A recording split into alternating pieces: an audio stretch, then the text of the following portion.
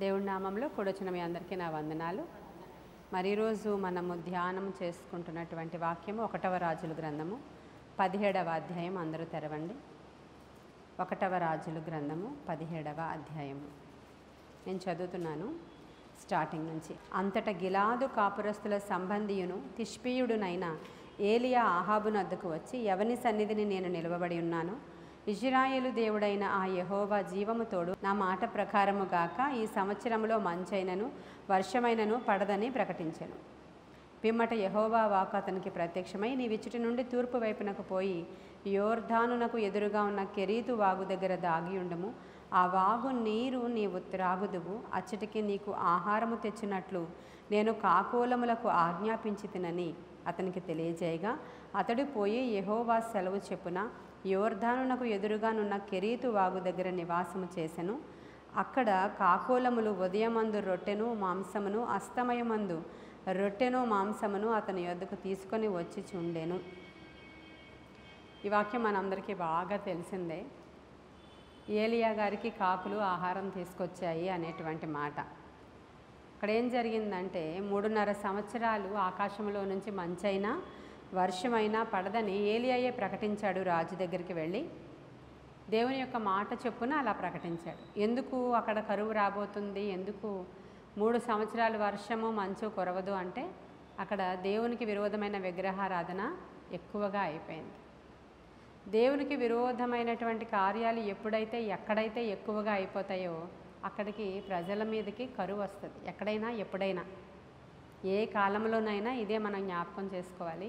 కరువు దేనికి వస్తుంది? ఒక దేశంలో లేదంటే ప్రజలలో ఈ ఇబ్బందులు, ఈ కరువు అంటే పరిస్థితులు ఎందుకు వస్తాయంటే, అక్కడ దేవునికి విరోధమైనటువంటి ఆ యొక్క విగ్రహారాధన హెచ్చు అయిపోయినప్పుడు. అలా కొన్ని చోట్ల మనం చూస్తాం. ఇక్కడ స్పష్టంగా అయితే మనం యెజబేలు ద్వారా వచ్చినటువంటి విగ్రహారాధన అది దేవునికి చాలా భయంకరంగా హేయంగా అనిపించింది. కాబట్టి ఏలియా ద్వారా ఈ యొక్క మాటను దేవుడు చెప్పించారు ఆహాబుకి. ఆయన మాట అనిన తోడనే మంచు వర్షం ఆగిపోయింది. 1 సంవత్సరం మనకి సీజన్లో వర్షాలు పడకపోతే, 1 సంవత్సరమే పడకపోతే ఎలా ఉంటుంది? చాలా భయంకరం కదా. అక్కడ 3.5 ఏళ్ళు 1 సంవత్సరంలో వర్షాలు పడలేదనుకోండి, ఎన్ని అవకతవకలు జరిగిపోతాయో ఒకసారి ఆలోచించండి. మంచు లేదు, వర్షము లేదనుకోండి 1 సంవత్సరం పాటు, అప్పుడు అసలు పంట పనితీరు ఏమైపోతుంది, మొక్కలు ఏమైపోతాయి, అడవిలో ఉన్న వృక్షాలు ఏమైపోతాయి, రోడ్ల ప్రక్కన ఉన్న వృక్షాలు ఏమైపోతాయి, అసలు ఏమైపోతుందో కూడా మనకి అర్థం కాదు. అటువంటిది 3.5 సంవత్సరాలు మంచైనా వర్షమైనా కురవలేనటువంటి ఒక పెద్ద ఉపద్రవం ఈ దేశంలోనికి వస్తుంది అని చెప్పినప్పుడు, ఇప్పుడు మరి ఏలియాకు కూడా ఇదే పరిస్థితి. అందరికీ కరువు వస్తే ఏలియాకు కూడా కరువు రావాలి కదా. అందరికీ ఇంట్లో తినడానికి ఏమీ లేకపోతే ఏలియాకు కూడా ఏముండదు.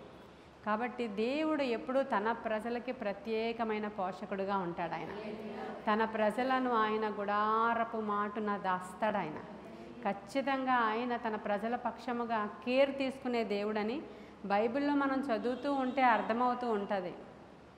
హాగరు అసలు అరణ్యములో అసలు నీరు లేని చోట అసలు తను అంటే తన నిమిత్త మాతృరాలు అంటారు. హాగరు తను కావాలని అబ్రహాం దగ్గరికి వెళ్ళలేదు కాబట్టి, అబ్రహాము అంటే ఎవరినైతే ఆయన దేవుడిగా కలిగి ఉన్నాడో ఆ గృహంలో ఆవిడ నిమిత్త మాతృరాలుగా వాడబడింది. కాబట్టి ఆమెను కూడా దేవుడు కేర్ తీసుకుంటున్నాడు. అక్కడ ఆమెను గురించి కూడా దేవుడు ఆలోచించినప్పుడు, నువ్వు వెనక్కి వెళ్ళిపో అని చెప్పినప్పుడు హాగరు దేవుడి మాట విందా లేదా? నాకు నువ్వు ఎన్ని చెప్పినా నేను విన్ను, నేను పోతాను అనలేదు. కాబట్టే హాగరు యొక్క కుమారుడికి ఆశీర్వాదం వచ్చింది. ఖచ్చితం కదా, అది ఖచ్చితం కదా. మాట వినుట చాలా శ్రేష్టమైనది. బలులు అర్పించుట కంటే మాట వినుట శ్రేష్టం. కాబట్టి మనము ఈ యొక్క వృత్తాంతము నుంచి 2 వ్యక్తులను చూస్తాం. మనం ఒకరిని ఏలియాని, ఒకరిని విధవరాలని చూస్తాం. మనం ఇక్కడ ఈ యొక్క అధ్యాయంలో 2ని చూడబోతున్నాం. వాళ్ళు ఎలా దేవునికి లోబడ్డారో, ఎలా విశ్వాసంతో ఉంచారో, ఎలా విశ్వాసంతో ఉన్నారో ఈ 2 మనం చూస్తే ఆల్మోస్ట్ మన అన్ని ప్రశ్నలకి జవాబులు వచ్చేస్తాయి అక్కడ. కాబట్టి ఈ కరువు టైంలో ఏలియా విషయంలో దేవుడు కేర్ తీసుకుంటున్నాడు. ఫస్ట్ ఏలియా నువ్వు ఇక్కడ నుంచి దూరంగా వెళ్ళిపోయి, ఎక్కడికి వెళ్ళిపోతావంటే యోర్దాను దగ్గర ఉన్నటువంటి కెరీతు వాగు దగ్గరికి వెళ్ళిపోమని చెప్తున్నాడు ఆయన. ఎక్కడుందా ఆ మాట? 5వ వచనం చూడండి. అతడు పోయి యెహోవా సెలవు చెప్పున యోర్దానుకు ఎదురుగానున్న కెరీతు వాగు దగ్గర నివాసము చేశాను. ఎందుకంటే దేవుడే చెప్పాడు 3వ వచనంలో, నీవు తూర్పు వైపుకు పోయి యోర్దానుకు ఎదురుగా ఉన్న కెరీతు వాగు దగ్గర, ఆయనే ప్లేస్ చెప్తున్నాడు. దేవుడే ఒక ప్లేస్ చెప్పాడు, నువ్వు అక్కడికి వెళ్ళిపోయి కెరీతు వాగు దగ్గరికి వెళ్ళిపోయి అక్కడ ఉండు, నేను నీ కోసం ఆహారాన్ని పంపిస్తాను. ఎంత గొప్ప దేవుడో చూడండి ఆయన. మన ఆకలిని కూడా చూసేటువంటి దేవుడు. అవును, అందరికీ అలాగ ఉన్నప్పుడు నీకు అలాగే ఉంటుంది. నువ్వేదో ఎక్కడో పని చేసుకుని బ్రతకాలి తప్ప నేనేం చేయను అనే దేవుడు కాడు అక్కడ. ఆయన తన బిడ్డల పక్షముగా ప్రీతి గలవాడు. ఆయన తన ప్రజలను పోషించడానికి సామర్థ్యము గలవాడు. నీ ప్రక్కన 10,000 మంది కూలిన అపాయం నీ దగ్గరికైనా రానియడంట. అంత గొప్ప దేవుడిని మనం కలిగి ఉన్నాం. మన ప్రతి పరిస్థితికి చాలినవాడు ఆయన. కాకపోతే కొన్ని విషయాల్లో మనము ఇదిగో ఈ 2 పాఠాలు ఇక్కడ నేర్చుకుంటాం మనం. అలాగూ గనుక మనం ఉంటే ఇప్పుడు నేను చెప్పినవన్నీ కూడా మన జీవితంలోనికి వస్తాయి. ఈయనేం చెప్పాడు? యోర్దాను ఎగువనున్న దిగువ వాగు దగ్గర. అక్కడ ఏమని చెప్పాడు ఆయన? 3వ వచనంలో 5వ వచనంలో ఉంటుందా? యోర్దానుకు ఎదురుగానున్న కెరీతు వాగు దగ్గరికి వెళ్ళమన్నాడు. 3వ వచనంలోనేమో తూర్పు వైపు పోయి యోర్దానుకు ఎదురుగా ఉన్న కెరీతు వాగు దగ్గర అన్నాడు ఆయన.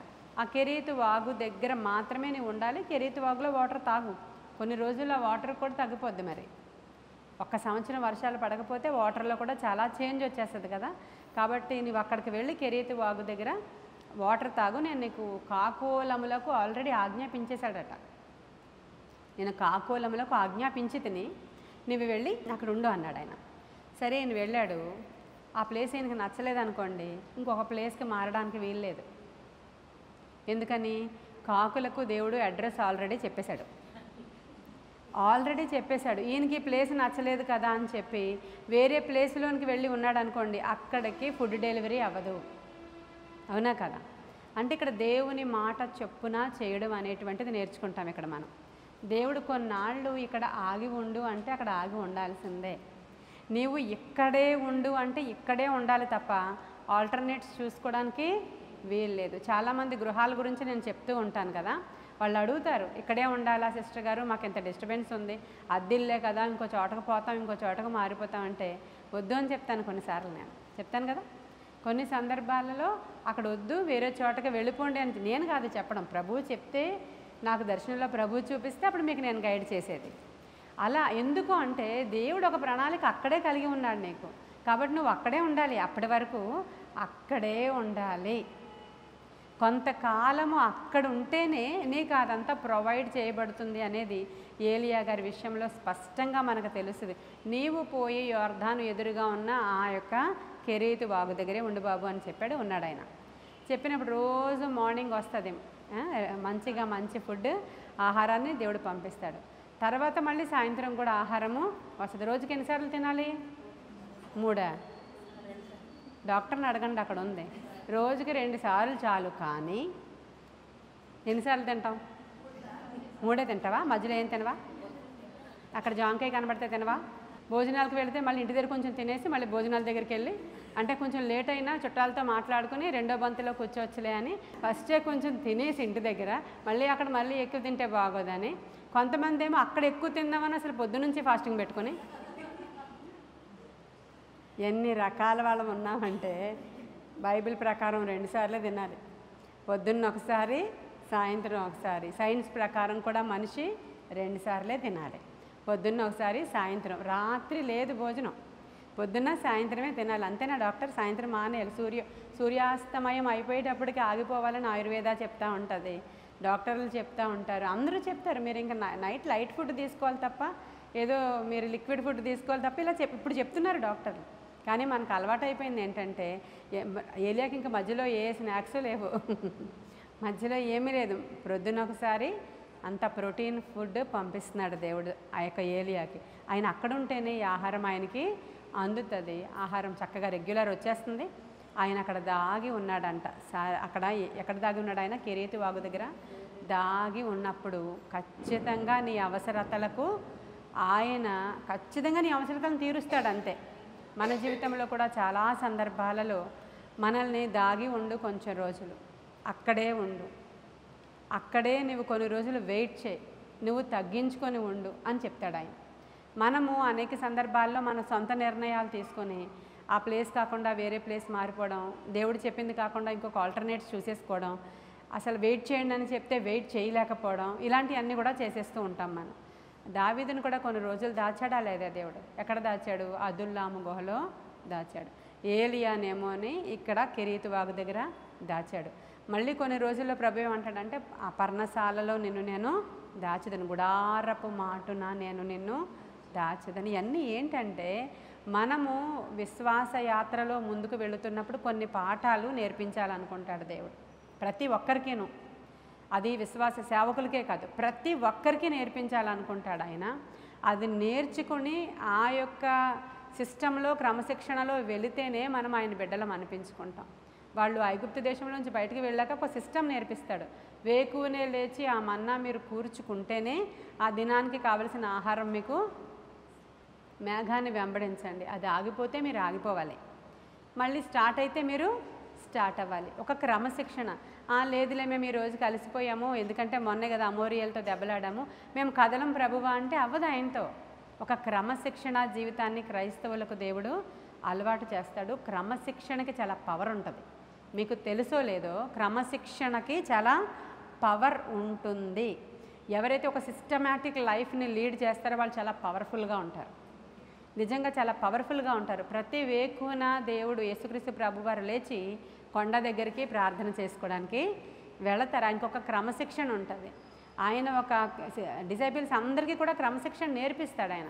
మీరు ఇద్దరిద్దరుగా వెళ్ళండి, దేవుడు అల్లరికి కర్త కాదు, మీరు ఎక్కువ అల్లరి చేయొద్దు, మీరు ఇద్దరిద్దరుగానే ఇంటికి వెళ్ళండి, మీరేమి బ్యాగ్ నిండా బట్టలు ఇవి అవి మీరు కావలసినంత గ్రాసరీ ఏం పట్టుకుని వెళ్ళక్కర్లా, మీకేం కావాలో నేను ప్రొవైడ్ చేస్తానంటే అది విశ్వాసంతో వాళ్ళు అలా వెళ్ళాల్సిందే. విశ్వాసంతో వెళ్ళినప్పుడు ఎవరైనా మిమ్మల్ని వాళ్ళ ఇంట్లో చేర్చుకుంటారు, అప్పుడు ఆ ఇంటికి శుభమని చెప్పండి, దీవెనని చెప్పండి, అప్పుడు వాళ్ళ ఇంట్లోనికి ఆ బ్లెస్సింగ్ వెళ్ళిపోతుంది. ఎవరైనా మిమ్మల్ని చేర్చుకోకపోతే వాళ్ళ ఇంటి దగ్గర మీ పాద ధూళి దులిపేసి అన్నీ చెప్తారు దేవుడు, అన్నీ చెప్తారు దేవుడు. మీరు కొన్ని రోజులు ఇలా ఉండండి, కొన్ని రోజులు అలా ఉండండి, కొన్ని రోజులు ఆగండి, వెయిట్ అని చెప్పినప్పుడు మనం ఖచ్చితంగా ఆగి ఉండాలి. ఈ యొక్క 17వ అధ్యాయం నుంచి బైబిల్ చదివేయండి, మీరు రాసేసుకోండి మీరు అంటే వీళ్ళందరూ రాసేస్తున్నారు. నిజమే, రాసేసుకోవడం చదివేసుకోవడం కాదు, దానిలో నుంచి అసలు దేవుడు నీకేం పాఠం నేర్పిస్తున్నాడు అనేది చాలా ప్రాముఖ్యమైన విషయం, చాలా ప్రాముఖ్యమైన విషయం. ఏలియాకే దేవుడు చెప్పాడు, అక్కడే దాక్కొని ఉండు నాయన, నీవు అక్కడ ఉన్నప్పుడు నేను పంపిస్తాను. ఎన్ని రోజులు? నేను చెప్పే వరకు. ఈ లోపల వర్షం ఆగిపోయింది. 1 year అయిపోయింది కదా, వర్షం ఆగిపోయింది. ఈ వాగులో ఉన్నటువంటి నీరు అంటే ఈరోజు రాత్రి ఇలా పడుకుని పొద్దున్న లేచేసరికి డ్రైగా ఉంటుందా? ఎక్కడైనా ఉండదు కదా. ఏమవుతుంది? నెమ్మదిగా తగ్గుతున్నప్పుడు విశ్వాసం ఉంచాలి అక్కడ. అమ్మో ఈరోజు ఇంకా డౌన్ అయిపోయింది, రేపు ఇంకా డౌన్ అయిపోయింది, ఇంకా డౌన్ అయిపోయింది. ఎలాగా? వాటర్, కాకి వాటర్ తేదు కదా, కాకి ఆహారం తీసుకొస్తుంది. ఇప్పుడు నీవు విశ్వాసం ఎలా ఉండాలంటే ఆ వాటర్ని చూస్తుంటే అయిపోతున్నాయి, అక్కడ లేవు మన దగ్గర, మన డబ్బులు అయిపోతున్నాయి అక్కడ చూస్తుంటే, మనకు అవసరతలు చాలా ఉన్నాయి, ఇంకా కొన్ని రోజులు ఇంకా పోషించబడాలి. అప్పుడు ఎలాగా? అందుకే ఏలియా చాలా ఎలాంటి విశ్వాసం ఉంచాడంటే ఇంకా వాగువైపు చూస్తున్నాడు, ఆయన ఏం పట్టించుకోవట్లేదు, కాకి తీసుకొస్తుంది, ఫుడ్ తింటున్నాడు, రిలాక్స్గా ఉన్నాడు. ఇంకా వాగులో నీరు ఎండిపోయెను అని రాయబడి ఉంది అక్కడ. ఆ వాగులో నీరు ఎండిపోతే ఈయనకేం పట్టదు, ఈయనకి అసలు అనవసరం. ఎందుకంటే మాట చెప్పినవాడు ఆయన. హల్లెలూయా. మాట చెప్పినవాడు దేవుడు. నీవు పోయి అక్కడ ఉండన్నాడు అంతే. నీవు వెయిట్ చేయి, నేను నీకు ఆశీర్వాదం ఇస్తానంటే అంతే, వెయిట్ చేయడమే. ఇక మనం వేరే ఆల్టర్నేట్స్ వెతుక్కోవడానికి ఖచ్చితంగా ఎందుకంటే దేవుని మీద ఆధారపడిన వాళ్ళు అలా ఉండాలి అని చెప్తున్నాను నేను మీకు. మనం దేవుని మీద ఆధారపడి ప్రార్థన చేస్తూ ఆయన తట్టే మన ముఖములు ఎత్తి చూస్తూ మనము దేవుని మీద నిరీక్షణ కలిగి ఉండాలని ఇక్కడ 2 పాఠాలు నేర్పిస్తున్నాడు ఈ 17వ అధ్యాయంలో. తర్వాత ఆయన ఇంక ఇన్వాల్వ్ అయ్యారు, ప్రభు ఇన్వాల్వ్ అయ్యి నీళ్ళు ఎండిపోయినాయి కదా, కాబట్టి నువ్వేం చేస్తావంటే సారేపతే అనేటువంటి ఊరికి వెళ్ళు, అక్కడ ఒక విధవరాలను ఏర్పాటు చేశాను. ఇక్కడ కాకులను ఏర్పాటు చేశాను కదా, అక్కడ ఒక విధవరాలని నేను ఏర్పాటు చేశాను అని చెప్పిన తర్వాత ఆయన మాట చెప్పున మరలా అక్కడికి వెళ్ళాడు ఆయన. అక్కడ నిజంగానే అక్కడ విధవరాలు కనబడింది. ఆమె పొల్లలు ఏరుకుంటుంది, ఆ రోజు కట్టెలు ఏరుకుంటుంది. అప్పుడు ఆమెను పిలిచి, అమ్మ నాకు కొంచెం వాటర్ ఇస్తావా అని అడిగాడు. అప్పుడు వాటర్ కూడా తక్కువగానే ఉంది అక్కడ వాళ్ళందరికీ. ఆ తర్వాత సరే అని చెప్పి ఆవిడ వాటర్ ఇవ్వడానికి వెళ్ళినప్పుడు ఆ చేత్తోనే ఒక రొట్టె తెచ్చి అన్నాడు ఆయన. అయ్యా నేను నిజం చెప్తున్నా, మా ఇంట్లో కొంచెమే పిండి ఉంది, బుడ్డిలో కొంచెమే నూనె ఉంది, ఒక అప్పం చేసుకొని నేను నా బిడ్డ తిని తర్వాత ఇంకా మేము ఎన్ని రోజులు మరి బ్రతుకుతామో మాకు తెలియదు కాబట్టి ఇంకా ఆ కరువులో మేము ఇంకా చనిపోదామని మేము అనుకుంటున్నాం, నిజంగానే నా దగ్గర లేదయ్యా అని చెప్పింది. అప్పుడు ఆయన ఏమంటాడంటే, ఇక్కడ మాటల్లోనే చూద్దాము, 10వ వచనం. అందుకతడు లేచి సారేపతునకు పోయి పట్టణపు గవని వద్దకు రాగా ఒక విధవరాలు అచ్చట కట్టెలు ఏరుచుండుట చూచి ఆమెను పిలిచి, త్రాగుటకై పాత్రతో కొంచెము నీళ్లు నాకు తీసుకుని రమ్మని వేడుకొనెను. ఆమె నీళ్లు తేబవచ్చుండగా అతడు ఆమెను మరలా పిలిచి, నాకొక రొట్టె ముక్కను నీ చేతిలో తీసుకొని రమ్మని చెప్పాను. అందుకు ఆమె, నీ దేవుడైన యెహోవా జీవము తోడు, తొట్టెలో పెట్టెడు పిండియు బుడ్డిలో కొంచెము నూనెయు నా యొద్ద ఉన్నవే గాని అప్పమొక్కటైనను లేదు.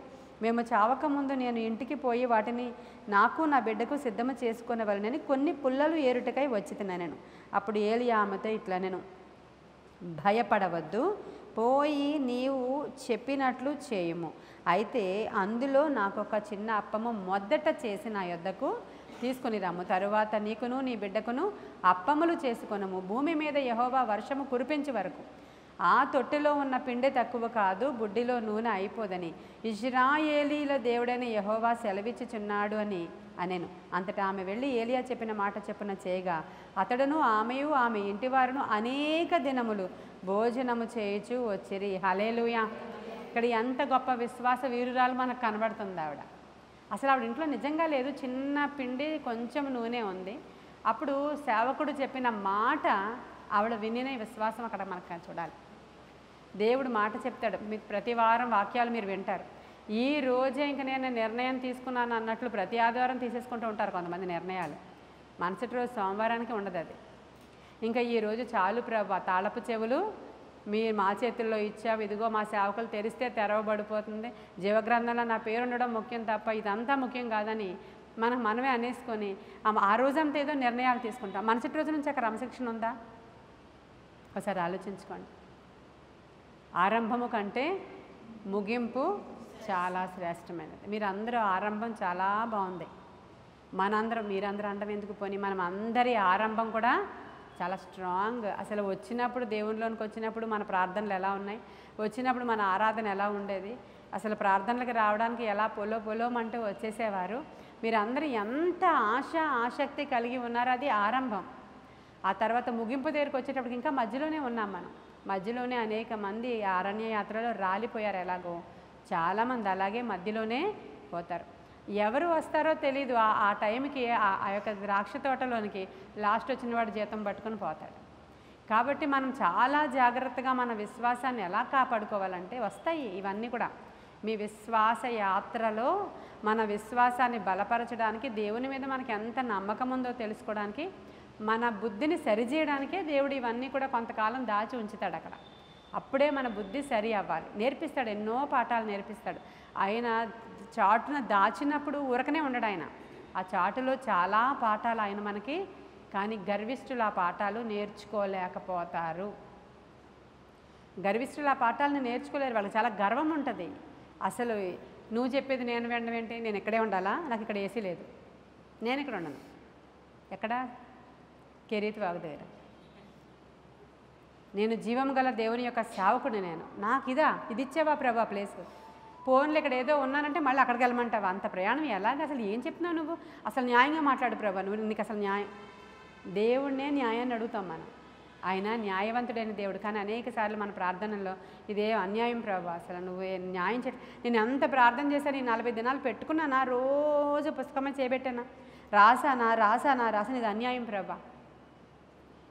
ఆయనని న్యాయం అడిగితే నువ్వు అసలు బ్రతకలేవు. నువ్వు ఆయన న్యాయంగా కానీ నీకు న్యాయం తీరిస్తే ధూళిలాగా కూడా ఉండడానికి నీకు అర్హత లేదు. నువ్వు చేసిన దానికి ఆయన నీకు న్యాయంగా కానీ ప్రవర్తిస్తే అసలు భూమి మీద రోకలే లేవంటారు కదా, అది నీకు నాకు జరిగేది. న్యాయం ఎప్పుడు అడగొద్దు మనం దేవుణ్ణి, కనికరం అడుగుదాం ఆయన్ని. నీవు కనికరం చూపు నా మీద నాయన, నీవు కరుణ చూపు నా మీద, దయ చూపయ్యా, నీవు దయ చూపితేనే నేను ఇక్కడ బ్రతకగలను. ఆ లెవెల్కి దేవుడు తీసుకుని వెళ్ళాలి. మనము తగ్గవలసి ఉన్నది ఆయన. ఆ గర్వమే అణగదు మనకి. ఎప్పుడైతే జరగలేదో రెబెలింగ్ నేచర్ వచ్చేస్తుంది అనమాట ప్రతి మనిషికి. రెబెలింగ్ అంటే తిరుగుబాటు. తిరగబడతారు దేవుడి మీద. మనుష్యులు తిరగబడి చేసే ప్రార్థనలు అవి ఈరోజు నేర్చుకోండి మీరు. ఇలాంటి తిరుగుబాటు ప్రార్థనలు చేస్తారు మీరు. మరలా కూర్చొని కన్నీరు విడుస్తూ దీర్ఘ ప్రార్థనలు చేస్తారు మీరు. నేను ఎలా వింటానో అని అడుగుతాడు ఆయన. ఎప్పుడైనా కానీ ఇలా తిరుగుబాటు ప్రార్థన చేసి దేవుని న్యాయం అయ్యా, ఇంత ప్రార్థన చేస్తే పక్కింటి వాళ్ళ అమ్మాయికి పెళ్ళి అవ్వడం ఏంటి? నేను మా అమ్మాయి గురించి ప్రార్థన చేస్తే వాళ్ళ అమ్మాయి అసలు బాగోదు, ముక్కు అసలు బాగోదు, అయినా సరే అంత అందమైన అబ్బాయి దొరికేశాడు. ఎంత ప్రార్థనా పరులో మేము. మా అమ్మాయి ఎంత అందంగా ఉంటుంది, చిన్నప్పటి నుంచి సండే స్కూల్లో అన్ని గిఫ్ట్లు ఆ అమ్మాయికే వచ్చినాయి, ఇది ఏమైనా న్యాయంగా ఉందా ప్రభు అని అడుగుతారంట దేవుడిని న్యాయం అడిగేవారి మనుష్యులు. అది అలా ఎవరైతే అడుగుతామో వాళ్ళకి పక్కనే గర్వం ఉంది అని అర్థం అన్నమాట. ఎప్పుడు కూడా దేవుడిని న్యాయము అడగొద్దు, ఎందుకంటే అది నీ ఆలోచన చెప్పు నువ్వు చేస్తున్నావు. ఆయన కొన్నాళ్ళు నువ్వు అలా ఉండంటే ఉండాల్సిన అవసరత మనకి ఉంది. అక్కడ కరువు ఉంటుంది, లేముంటుంది, కష్టం ఉంటుంది, కానీ దాంట్లోనే అన్నీ సమృద్ధిస్తాడు ఆయన. దాంట్లోనే నిన్ను చనిపోనివ్వడు ఆయన, నిన్ను దిగజారిపోనివ్వడు ఆయన, నిన్ను పట్టుకొని ఉంటాడు ఆయన. అసలు ఇవ్వలేని కాకులకే దేవుడు అడ్రస్ చెప్పి నువ్వు అక్కడ తీసుకెళ్ళి ఇచ్చేసే అన్నాడు. నువ్వు అక్కడే ఉంటే నీకు అందుతుంది అది. నీవు ఆ ప్లేస్లోంచి వెళ్ళిపోయి ఇక్కడ జరగలేదు నేను ఇంకో చర్చికి వెళ్ళిపోతానని కొంతమంది, ఇక్కడ జరగలేదు ఇంకో ప్లేస్ మారిపోతాను, ఇంకో ఊరు వెళ్ళిపోతాను, అక్కడ ఉద్యోగాలు ఉన్నాయి అంట అని కొంతమంది. ఇలా వెళ్ళిపోయి అనేక మంది అడ్రస్ మారిపోతే అక్కడ ఎలా ప్రొవైడ్ చేస్తాడు ఇది జ్ఞాపకం చేసుకోవాలి మీరు. ఇది మీకు అనిపించింది ఆ పాయింట్? అడ్రస్ మారి వెళ్ళిపోయారండి మీరు. వెళ్ళిపోతే దేవుడు మీకోసం అడ్రస్ చెప్పేసి ఎవరికో ప్రొవైడర్కి, అంటే ఆ కాకికో నక్కకో కుక్కకో చెప్పారు దేవుడు. దేని నుంచి అయినా ఇప్పిస్తాడు ఆయన. అది వచ్చి అక్కడే కూర్చుంటుంది.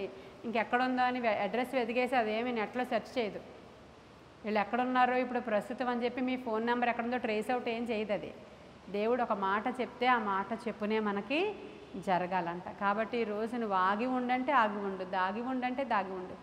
దానిలో ఏం నేర్చుకోవాలో నేర్చుకోండి, ఇంకా తగ్గించుకోవడం నేర్చుకోండి, ఇంకా ప్రార్థించడం నేర్చుకోండి, ఇంకా ఆయన సేవ చేయడం నేర్చుకోండి. ఆయన విరగొట్టిన కొద్దీ ఇంకా బెండ్ అవ్వాలి. నేను మొన్న వాక్యం చెప్పాను కదా, ఒక ఆయన ఏం చెప్పాడంటే ఇంకా నన్ను వంచుము వంచుము వంచుము అన్నాడంట. అయ్యా నేను బలిపీఠం దగ్గర కట్టెలు పేర్చాను, రాళ్ళు పేర్చాను, అగ్నిని దించు అనే ప్రార్థన చేస్తున్నాడంట ఆయన. అలా చేస్తూ ఆ సేవకుడు ఏం మాట్లాడతాడో అది వినాలని. ఇక్కడ మీకు పాయింట్ ఇదే, ఈ సేవకుడు ఏం చెప్తున్నాడో అది ఆ సారేపతు విధవరాలు చేసింది. పట్టురా అంటే పట్టుకొచ్చిందంతే.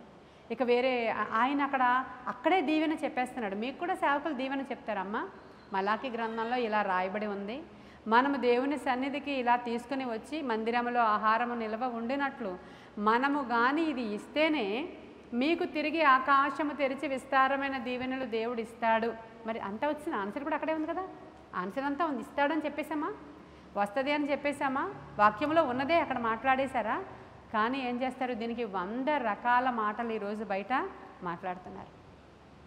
ఇవ్వాల్సిన అవసరం లేదు, దేవుడు అంటే మనకే ఇస్తాడు, కానీ ఇదేం బాధ, ఇదేం బిజినెస్, ఇదేం బోధ అని అనేక మంది దూషిస్తూ ఉంటే ఈ క్రైస్తవులు కూడా పిసినారితనంతో, లేదు అని అంటే ఆర్భాటాలకి డబ్బులు ఖర్చు పెట్టుకోవాలి కాబట్టి, లేదు అంటే అసలు డబ్బు ఇంకొకరికి ఇవ్వడానికి కూడా ఇవ్వబుద్ధి కాక దేవునికి పెట్టలేని తత్వంతో వీళ్ళందరూ వాళ్ళు అసలు ఆ పనులు చేయకుండా ఏమైపోతున్నారు, ముందే చెప్పేశారు ఆయన, నువ్వు ఇది చేస్తే నేను అది చేస్తా. అమ్మ నీవు కానీ ఆ చిన్న ఆ నూనె బుడ్డిలో ఉన్న నూనెని అప్పాన్ని నాకు మొదట తీసుకొని ఇస్తే ఇక కరువు కాలం అంతా నీకు కరువు రాదని ముందే చెప్పేశాడు ఇక్కడ. అప్పుడు వెంటనే ఓకే అయితే అని చెప్పేసి ఒక అప్పం తీసుకొచ్చి ఆయనకి ఇచ్చేసినప్పుడు అసలు కరువు దినాలన్నీ పోషింపబడ్డారంటాడు. హల్లెలూయా. ఇక్కడ ఇచ్చుట అనేటువంటి తాళపు చెవి మనకు కనబడుతుంది. మనందరికీ ఏటీఎం కార్డ్స్ ఉంటాయి కదా, ఏటీఎం కార్డ్స్ ఉన్నాయి కదా అని చెప్పి ఏటీఎం మిషన్ దగ్గరికి వెళ్ళి ఎప్పుడు పడితే అప్పుడు తెచ్చేసుకోవడానికి అవ్వదు. కార్డు అయితే ఉంది, కానీ దాంట్లో బ్యాలెన్స్ ఉండాలి కదా. మీ కార్డు చేతిలో మీ ఇంట్లో మీ హ్యాండ్ బ్యాగ్లోనే ఉంది. నాకు ఇప్పుడు 1,00,000 రూపాయలు కావాలి బాబు అని పెట్టేసుకోవడానికి నువ్వు సంపాదించుకుంటేనే దాంట్లో ఉంటుంది, అంతే కదండి. దేవునికి ఇస్తేనే అక్కడ నీ బ్యాంకులో నిలువ ఉండేది. ఇక్కడ కూడా అదే సూత్రం. మీకు సమృద్ధి రావడానికి ఆయన మొదట నాకు ఇచ్చి అప్పుడు నీవు నన్ను శోధించు అన్నాడు. ఇక్కడ ఇదే సూత్రము. ఆవిడ విశ్వాసంతో పనిచేసింది, ఏలియా ఒక రకమైన విశ్వాసంతో ఆయన పనిచేశాడు. ఈ 2 పాఠాలు ఈరోజు మనం నేర్చుకుంటే మన ఇంట్లో ఏం కరువు ఉందో, ఏం అవసరత ఉందో, ఇది కేవలం డబ్బుల కోసమైన మెసేజ్ కాదు. ఇక్కడ దేవునికి లోబడుట, క్రమశిక్షణతో ఉండుట, ఆయన మీద ఆధారపడుట, ఆయన మీద ఆనుకొనుట, తద్వారా వచ్చేటువంటి దీవెన. ఈ లోకంలో ఎలా ఉన్న పరిస్థితులు, ఈ విధవరాలని దేవుడు ఎలా పోషించాడో కరువు కాలం అంతా, అలా మన ఇంట్లో ప్రతి అవసరత తీర్చడానికి ఆయన సామర్థ్యము గలవాడు. అంతే, ఇది చెప్పడానికే ప్రయత్నం చేశాను. రెండు పాయింట్స్ దీంట్లో. కాబట్టి క్రమశిక్షణ ఒకటి చాలా జాగ్రత్తగా నేర్చుకోండి. క్రమము. నేను ప్రతిరోజు ఈ సమయానికి నేను అక్కడికి వెళ్ళి ప్రార్థన చేస్తాను ప్రభువా అని అనుకోవాలి మనం. అలా అనుకున్నప్పుడు కొన్నిసార్లు మనకి అవ్వదు. ఒకవేళ అనారోగ్యంగా ఉండో, లేకపోతే ఎక్కడికో ప్రయాణం చేసి వచ్చో, లేకపోతే ఏదో ఒక్కసారి తప్పిపోతే పర్వాలేదు, కానీ క్రమాన్ని మనం పాటిస్తూ ఉంటే ప్రభువుని వెతకడం అంటే ఏంటి, మనం ఆశీర్వాదాలు పొందుకోవడం అంటే ఏంటి, క్యాజువల్గా నువ్వు తిను, పడుకో, నిద్రపో, అన్నీ వచ్చేయాలి నీకు. అంటే మనము నిత్యరాజ్యానికి వెళ్ళడానికి అవసరమైన తర్ఫీదు ఇక్కడే పొందుకుంటామని చాలామందికి తెలియదు. అక్కడ రివార్డ్స్ అవార్డ్స్ కోసం ఇక్కడే నీ ప్రవర్తన ద్వారానే అక్కడవి పొందుకుంటామని చాలామందికి తెలియదు. బద్ధకము, క్రమశిక్షణ లోపము, ఎప్పుడు తింటామో తెలియదు, ఎప్పుడు పడుకుంటామో తెలియదు, ఎంతసేపు పడుకుంటామో తెలియదు, ఎక్కడికి పోతామో తెలియదు. ఖాళీ ఉంటే ప్రేయర్ లేకపోతే ఎలా ఉంటామో మనకే తెలియదు. ఇవి కొంచెం మార్చుకుంటే ఒక సిస్టమేటిక్ లైఫ్లోనికి మనం వస్తే దేవుడు చాలా బ్లెస్సింగ్స్ మీకు మీ బిడ్డలకి ఇస్తాడు. నువ్వు ఎలా ఉంటావో పిల్లలు అలాగే ఉంటారు. నువ్వు ఎలా ఉంటావో పిల్లలు అలాగే ఉంటారు. నువ్వు మంచిగా ఉంటే పిల్లలకి చాలా బ్లెస్సింగ్ వస్తుంది. ఇప్పుడు ఆ పిల్లలు ఎంత బ్లెస్డ్ అవుతారు. ఆవిడ చెప్తున్నారు, 2 పిల్లలకి మంచి సీట్లు వచ్చాయి, 2 డాక్టర్స్ సిస్టర్. ఎప్పుడో కదా మిమ్మల్ని నేను కలిశాను, ఇంకా పాప ఇంకా ఫర్దర్ కోర్స్ చేస్తుంది. దేవుని మహాకృప.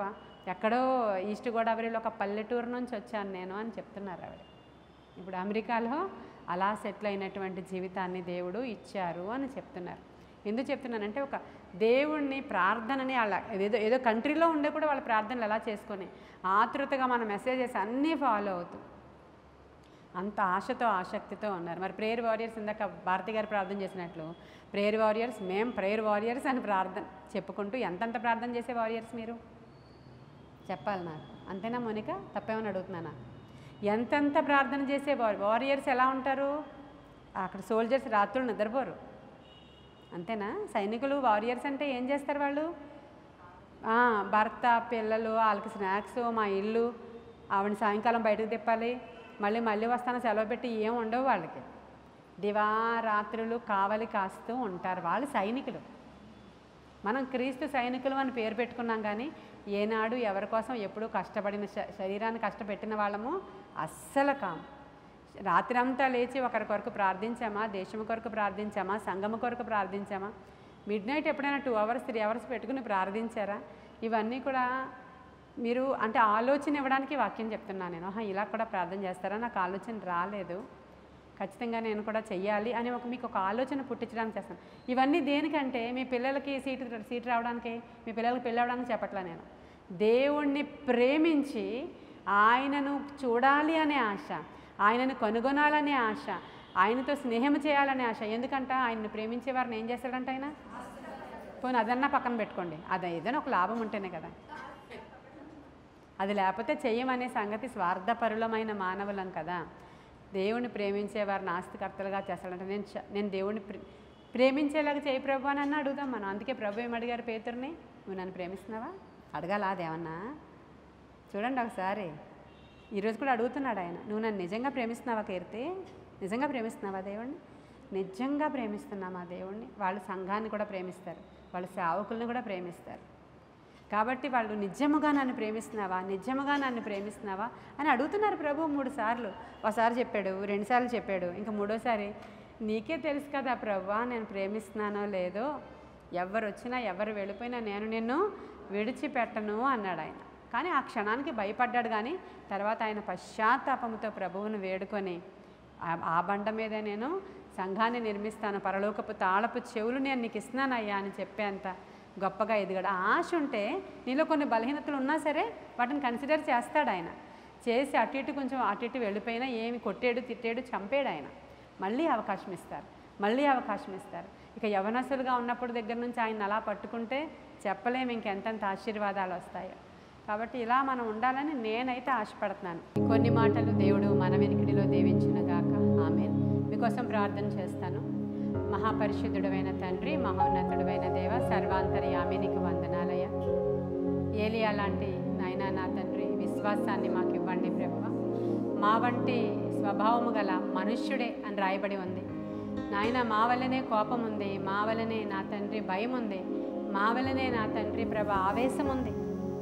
అయినప్పటికీ కూడా నా తండ్రి నీవు మా వంటి స్వభావం గల మనుష్యుడే అయినా ఆయన విశ్వాసము ద్వారా నాయన నా తండ్రి గొప్ప కార్యాలను చేయించాడు. విశ్వాసము ద్వారా ఆకాశాన్ని మూసివేశాడు.